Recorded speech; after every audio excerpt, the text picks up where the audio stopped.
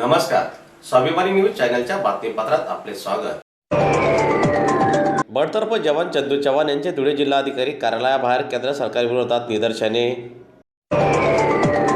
भारतीय सैन्य दलातून निलंबित झालेल्या चंदू चव्हाण यांनी आपल्या इतर बडतर्फ करण्यात आलेल्या जवानांचं केंद्र सरकारविरोधात धुळे जिल्हाधिकारी कार्यालयासमोर निदर्शने करीत विविध मागण्यांसंदर्भात जिल्हाधिकाऱ्यांना निवेदन सादर केले।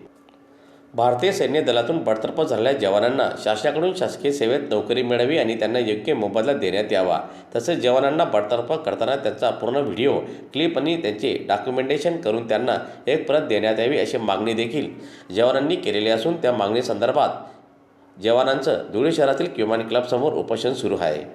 माझं नाव नामदेव रोहिदास शेडवे।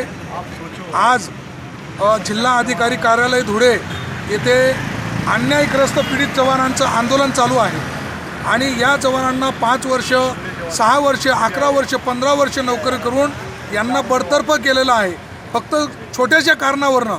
आणि असे हे महाराष्ट्र राज्यामधनं 2 लाख सेनाचे जवान आणि त्याच्यामध्ये पॅरामिलिटरीचे जवान आहेत आणि असं पूर्ण भारत देशामध्ये 18 लाख सेना पॅरामिलिटरीच्या जवानांना बडतर्फ करून अधिकाऱ्यांनी घरी पाठवलं। तर यांचं शिष्टमंडळ दिल्लीमध्ये बोलून तात्काळ यांची बैठक लावून समस्याचं समाधान केलं गेलं पाहिजे आणि यांच्या सर्व बेनिफिट्ससह यांना एक्स सर्व्हिसमॅनचा दर्जा द्यायला पाहिजे अशी यांची मागणी आहे। आणि ही मागणी जर बंद नाही झाली किंवा ही मागणी जर ऐकण्यात आली नाही तर हे आमरण उपोषण जोपर्यंत न्याय मिळत नाही, जोपर्यंत शिष्टमंडळाला बोलवलं जात नाही, तोपर्यंत हे आंदोलन चालू राहील।